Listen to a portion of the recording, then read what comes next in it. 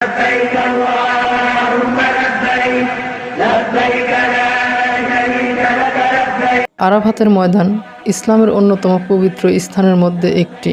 আরাফাতের ময়দান হজের অন্যতম গুরুত্বপূর্ণ স্থান। এটি হিজাজ অঞ্চলের মক্কা নগরীর প্রায় 20 কিলোমিটার পূর্বে অবস্থিত। এই স্থানটি ইসলামের ঐতিহাসিক এবং ধর্মীয় দিক থেকে খুব গুরুত্বপূর্ণ।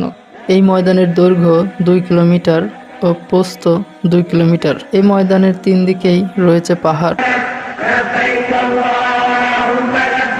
এই আরাফাতের ময়দানেই হজের মূল অংশ হলো 9 জিলহজ আরাফাতের ময়দানে অবস্থান করা। এটি হাদিস অনুযায়ী হজ আরাফা বলা হয়।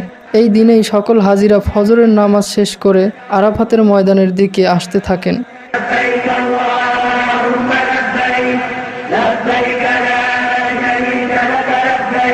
এবং জহরের পর থেকে সূর্যাস্ত বা মাগরিব পর্যন্ত আরাফাতের ময়দানে অবস্থান করেন।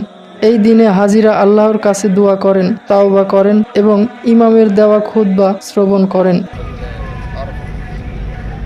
এই ময়দানেই হযরত মুহাম্মদ সাল্লাল্লাহু আলাইহি সাল্লাম বিদায় হজের ভাষণ দেন। তিনি এখানে দাঁড়িয়ে বলেন, আজ থেকে আমি ইসলাম পরিপূর্ণ করে দিয়ে গেলাম। এবং এই আরাফার ময়দানেই হযরত আদম আলাইহিস সালাম ও হাওয়া আলাইহিস সালামের পূর্ণ মিলনই ঘটেছিল। হাজিরা এখানে গিয়ে দোয়া করেন, কারণ আদি পিতা আদম আলাইহিস সালাম ও হাওয়া আলাইহিস সালামকে যেই দিন আল্লাহ তাআলা মাফ করে দেন এবং যেই স্থানে মাফ করেন সেই স্থানটাই ছিল এই আরাফার ময়দান। এই কারণেই সকল হাজিগণরা এই আরাফার ময়দানে এসে আল্লাহ তাআলার দরবারে মাফ চান, তওবা করেন এবং আল্লাহ তাআলা এই দিনেই অসংখ্য গুনাহগার বান্দাকে আল্লাহ তাআলা মাফ করে থাকেন।